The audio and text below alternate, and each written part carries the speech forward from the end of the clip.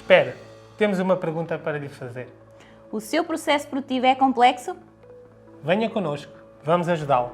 A diminuição do custo de fabrico de um produto deve sempre começar pela diminuição do custo do processo de fabrico em si próprio. Praticamente todos os processos de fabrico possuem atividades e operações que não acrescentam qualquer valor ao produto e que existem unicamente por causa da forma como o processo está configurado e por causa dos hábitos. Lógico será, portanto, que qualquer ação que vise diminuir os custos de fabrico comece justamente por tentar retirar de todo o processo as atividades que só acrescentam custos e tempo. Num processo de fabrico típico, existem todo um conjunto de operações e as respectivas causas que contribuem para o seu custo e para a obtenção do produto e a sua entrega ao cliente. Essas operações e o tempo que consomem não dependem da melhor ou pior utilização dos meios de fabrico. Ok, mas por onde vamos começar? Vamos eliminar do processo tudo o que não seja indispensável. O conceito prioritário deverá ser otimizar e não maximizar. E otimizar deverá ser entendido como fazer o mais depressa possível a quantidade que necessita de ser feita e no momento em que necessita de ser feita. Existe o risco de, ao tentar maximizar, muitas vezes à custa de investimento em capacidade, o rendimento dos meios de fabrico e quase não servir para nada. Se o fizer, quando muito, consegue-se apenas juntar mais depressa os artigos processados às muitas filas de espera que existem por todo o processo. Vamos falar de indicadores? Já imaginou como seria conduzir um carro sem o indicador do nível de combustível? A aplicação de qualquer metodologia utilizada para a transformação do processo deve ser sempre precedida da medição da performance do processo atual. O melhor mapa do mundo não serve rigorosamente para nada se não souber onde está.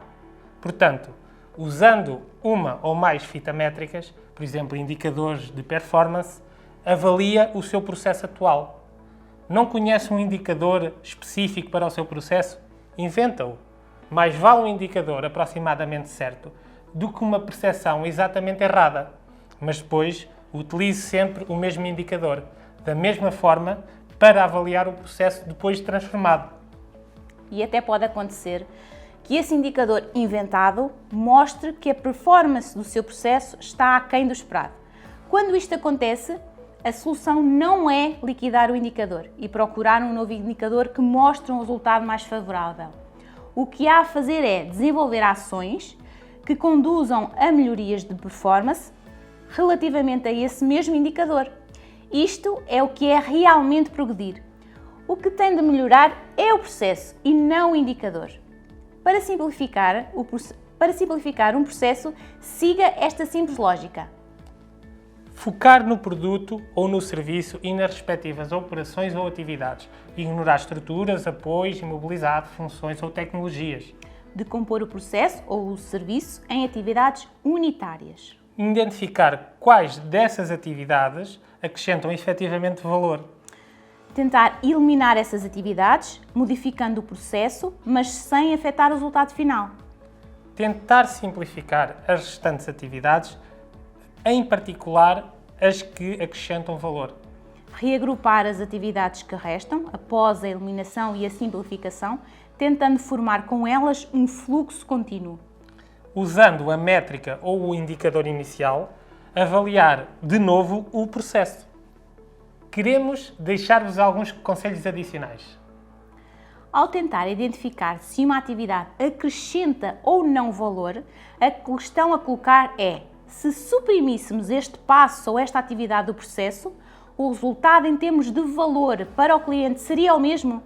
Se a resposta for afirmativa, o passo ou a atividade é potencialmente suprimível. Tipicamente, 9 em cada 10 atividades que não acrescentam valor parecem inevitáveis, por causa da configuração habitual do processo. Centre-se naquilo que tem que ser executado, no resultado que tem que ser obtido e não na forma como é atualmente executado.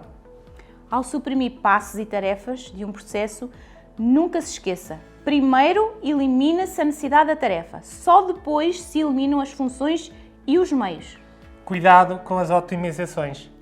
Não tenta automatizar processos maus ou processos deficientes. Apenas vai obter os mesmos maus resultados de uma forma mais rápida e mais consistente e vai perder flexibilidade. Primeiramente, limpam-se os processos. Depois é que se procuram formas de os automatizar, se for necessário. Terminamos com alguns exemplos típicos de atividades supérfluas: carregar e descarregar, transportar entre máquinas e entre setores, máquinas que não são adequadas aos serviços a executar, falta de preparação de trabalho, esperar ou procurar por utensílios, controlos suprimíveis ou redundantes, desmontagens para retoques e acabamentos que poderiam ser evitados. retrabalhos, correções e reparações. Nós e toda a equipa da Arentia podemos ajudá-lo a acelerar os seus negócios. Fale connosco.